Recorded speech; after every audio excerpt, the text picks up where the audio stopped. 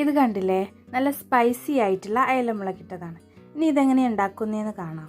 അതിന് വേണ്ടിയിട്ട് മൺചട്ടിയിലേക്ക് വെളിച്ചെണ്ണ ഒഴിച്ച് കടുകിട്ട് അത് പൊട്ടി വരുമ്പോൾ ജിഞ്ചർ ഗാർലിക് പേസ്റ്റ് ഇട്ടിട്ട് ഒന്ന് മൂപ്പിച്ചെടുക്കാം. ഒരു 30 സെക്കൻഡ് ഇതുപോലെ വഴറ്റിയെടുക്കുക. ഇനി ഇതിലോട്ട് തക്കാളി, കറിവേപ്പില, പച്ചമുളക് എന്നിവ ചേർത്തിട്ട് നന്നായിട്ട് വഴറ്റിയെടുക്കാം. തക്കാളി ഒന്ന് സോഫ്റ്റായി വരുമ്പോൾ അതിലോട്ട് ഉപ്പും മഞ്ഞളും ചേർത്ത് കൊടുക്കാം.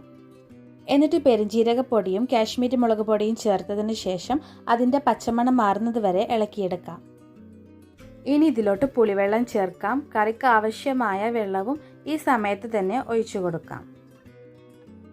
വെള്ളം ഒഴിച്ചതിന് ശേഷം ഉപ്പ് കുറവുണ്ടെങ്കിൽ ഈ സമയം ചേർത്ത് കൊടുക്കാം.